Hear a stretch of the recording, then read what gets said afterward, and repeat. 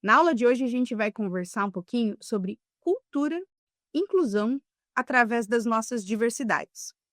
Toda cultura organizacional, toda cultura de dentro de uma empresa, é como base ela tem uma visão de diversidade, ou seja, ela precisa ter ali um campo com várias peças para que cada uma contribua a partir daquilo que ela tem de melhor. Então, é importante que eu não tenha, por exemplo, dentro de uma empresa, uma equipe muito igual. Porque se ela for totalmente igual, ela tem uma tendência a ter decisões e comportamentos somente de uma mesma forma.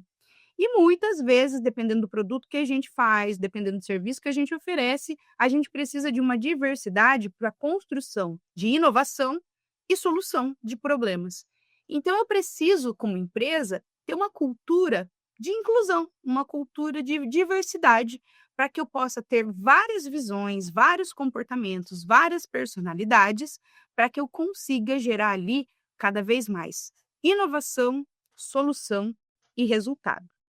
E como que uma empresa ela faz para que ela seja uma empresa com cultura, com valores, com missão, mas ao mesmo tempo ela seja diversa, ela seja inclusa, ela realmente tenha portas abertas para que ela não se feche dentro de um único segmento, de uma única visão, seja ali talvez até engessada, como a gente diz, em relação a algum tipo de visão mais moderna, algum tipo de inclusão diferenciada? Como que a gente faz isso?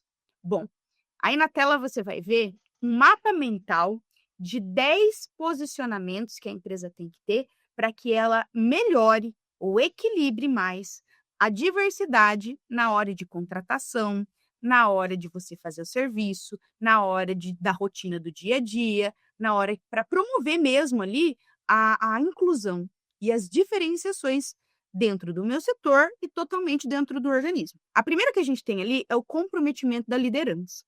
Não tem como a gente falar sobre inclusão se eu não falar da liderança. Porque dentro de uma hierarquia, dentro do nosso organograma, né, de uma empresa, a primeira pessoa que a gente tem como referência são as nossas lideranças. É aquela pessoa que inicialmente eu preciso respeitar, e ela também precisa respeitar eu como funcionário, mas ela é basicamente a minha visão de confiança. Ela é minha bússola.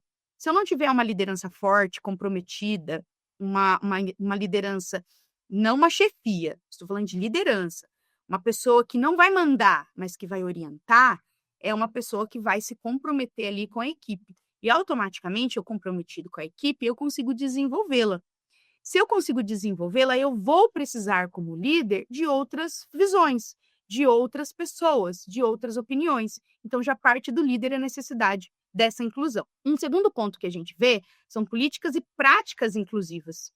Eu preciso ter como cultura na minha empresa essa visão aberta, onde eu pratico e as minhas normas e os meus procedimentos estejam abertos para incluir cada vez mais as pessoas. E não só sobre opiniões, mas a inclusão de diversidade de pessoa como humano, independente do que ela seja, do que ela é, do que ela pensa, do que ela faz.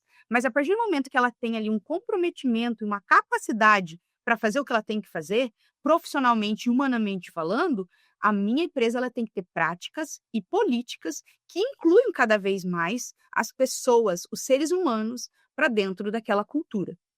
Um terceiro passo, uma terceira visão para poder a gente incluir cada vez mais dentro de que a gente possa incluir cada vez mais dentro de uma cultura, é um comitê, por exemplo, de diversidade e inclusão. Como assim, Clara?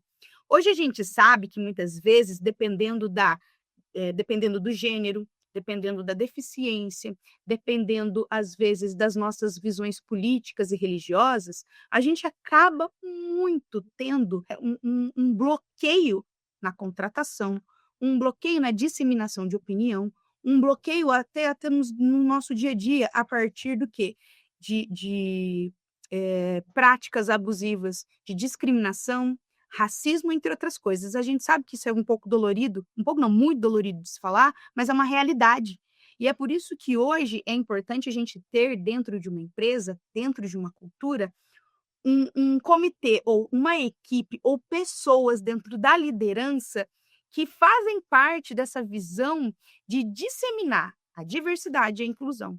sem fazer ou colocar muros ou filtros para que determinados segmentos ou determinados tipos de pessoas não façam parte da nossa equipe.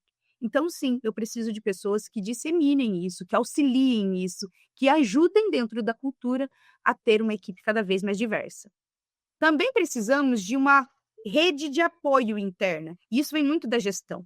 A gestão, como eu disse até em outras aulas, a cultura ela é de dentro para fora. Então a gestão ela tem que começar nela a ser exemplo disso, para que depois, através do exemplo, a gente consiga ver isso sendo refletido na equipe, nas pessoas, no produto e no cliente. Um outro ponto que é importante a gente analisar é a avaliação contínua. É importante o tempo todo a gente estar avaliando o tempo todo se está fazendo sentido determinadas pessoas, determinadas inclusões dentro dos setores necessários. Até porque isso faz parte de uma administração. A pessoa que administra bem alguma coisa é aquela que sabe colocar a peça certa no lugar certo. Porque não adianta colocar a peça errada no lugar errado, porque não vai fazer sentido para ela, muito menos para mim. Então é importante eu fazer uma avaliação contínua se está dando certo, se está legal. Então, um retorno, um feedback daquilo ali. Um outro ponto interessante para a inclusão é treinamento e sensibilização. É importante a gente fazer o desenvolvimento das pessoas. E se eu faço parte de uma cultura mais engessada, mais difícil, eu preciso treinar, como eu disse, disseminar, mas principalmente desenvolver nas pessoas essa visão de que todo mundo faz parte de todo mundo. A gente basicamente está dentro de uma cultura universal onde todo mundo é diferente. Então não tem como a gente exigir que seja tudo muito igual. Então eu preciso sensibilizar e fazer um treinamento, um desenvolvimento para que todo mundo tenha essa visão. Que a empresa valoriza isso. Automaticamente todo mundo tem que valorizar. Também temos o ponto da diversidade na contratação, desde a contratação. Eu preciso contratar pessoas que façam, de uma forma estratégica, parte de um contexto que vai fazer diferença. Por exemplo, vou contratar um pessoal para a produção de um produto. Eu preciso contratar um pessoal que tenha ligação com aquilo, que tenha experiência com aquilo, que tenha capacidade técnica para aquilo, ok. Mas eu não posso contratar todos os seres iguaizinhos para que eu tenha ali uma linha produtiva robotizada. Se for o caso disso, invista numa máquina. Mas a partir do momento que eu possa contratar pessoas que tenham visões diferentes, eu tenho a possibilidade depois de converter aquelas pessoas a outros cargos, de desenvolver elas para outras missões dentro da empresa. Se eu tiver essa visão, eu consigo realmente diferenciar e fazer uma diferença na vida daquelas pessoas. Se for para contratar todo mundo igual, automatiza. O ser humano ele não é um robô.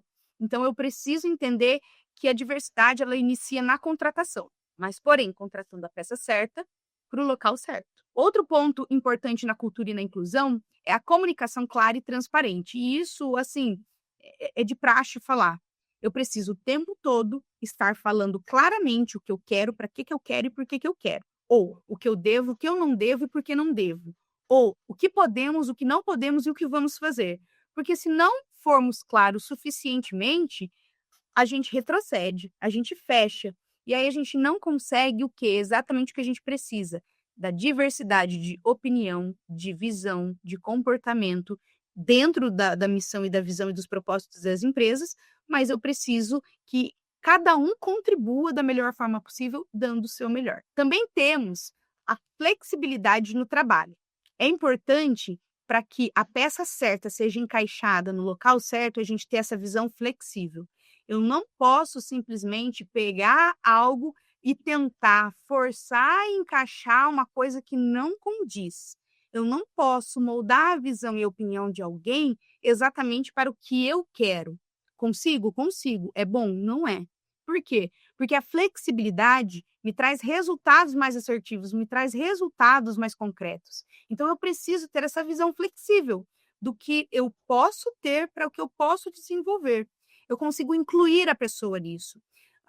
Quando eu consigo mostrar para ela que ela é útil, que ela é importante, que ela faz parte, porque eu preciso dela do jeito que ela é, isso faz com que eu seja flexível nas questões de contratação, de comportamento, de produtividade e de resultado. E para finalizar, a gente tem o último passo, que é parceria.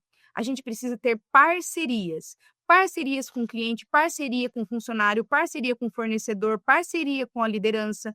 Essa palavrinha parceria, ela desenvolve colaboração. Então, quando você tem parceria com as pessoas, a gente escuta mais, a gente aprende mais, a gente colabora mais, a gente trabalha melhor em equipe. Olha só, parceria é diferente de amizade. Parceria é diferente de relacionamento. Parceria é algo interpessoal, é um comprometimento em colaborar, em ajudar, para que a gente possa desenvolver um melhor trabalho. Isso quer dizer que não é porque um é diferente e às vezes não é igual a mim, que eu preciso, de repente, fazer como ele. Ao contrário, o que a gente tem como base dentro de um valor cultural é o respeito.